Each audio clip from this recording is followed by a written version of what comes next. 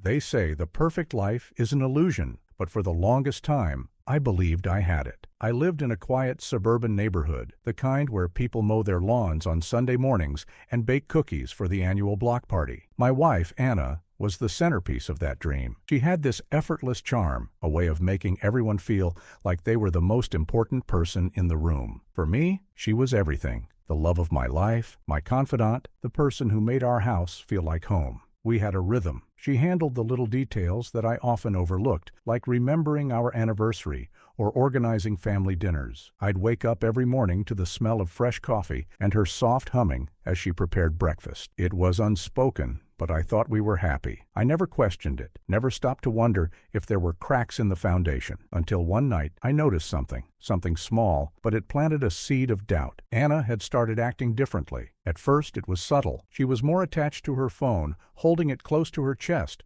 or tucking it away the moment I walked into the room. She'd linger in the backyard after dinner, staring into the darkness like she was waiting for something. When I asked, she'd brush it off, say she was just enjoying the quiet, but it didn't feel like the truth. Then there were the mood swings. One minute she'd be laughing at some silly TV show, and the next she'd snap at me for leaving a glass on the counter. It wasn't like her, and it set off a quiet alarm in my head. The tipping point came late one night. I had been working in my home office, the soft glow of the computer screen illuminating the room, when I heard her footsteps. I stepped out quietly and saw her by the window, staring at the house next door. Sophie's house. Our neighbor had moved in a few months earlier. Sophie was young, recently divorced, and had this magnetic energy that seemed to draw people in. Anna and Sophie had struck up a casual friendship, or so I thought. But the way Anna looked at her house that night, it wasn't curiosity or even concern. It was something else entirely. The next day, I couldn't shake the image of Anna by that window. It gnawed at me, quiet unease that I couldn't ignore. I started paying closer attention. Sophie had always seemed harmless to me, just another neighbor with her own story. I'd exchanged pleasantries with her a few times, nothing more. But now, I wondered if there was something I had missed. One night, I decided to follow Anna. She had gone to bed early, or so she claimed, but when I checked our room, the bed was empty.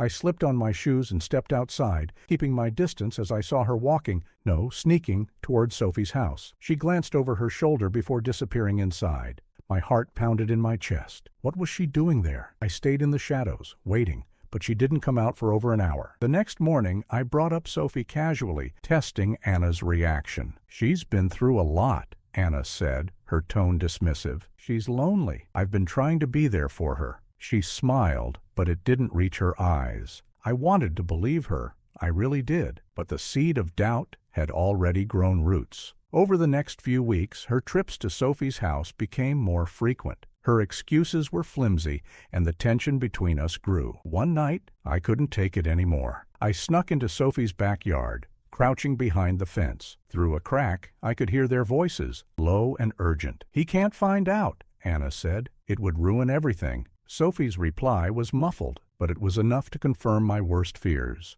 They were hiding something. I couldn't bring myself to confront her yet. I needed proof. The betrayal burned inside me, a slow, smoldering anger. If she could keep secrets, so could I. I started spending more time at work, avoiding her as much as possible. Claire, a coworker, noticed my change in demeanor. She was kind, sympathetic, and before I knew it, I was confiding in her. It wasn't an affair, not really, but it was something. A connection I hadn't felt in a long time. The irony wasn't lost on me, but I wasn't done with Anna. I installed a hidden camera in our house, desperate to catch her in the act, and I did. Late one night, I watched the footage as she slipped out of bed and left the house. I followed her again, this time with a camera of my own. She went to Sophie's house just as I expected, but she wasn't alone. A man joined them. He looked familiar, but I couldn't place him. The three of them talked for hours, their faces tense. When Anna came home, I pretended to be asleep, but my mind was racing. I searched her computer the next day, finding receipts and messages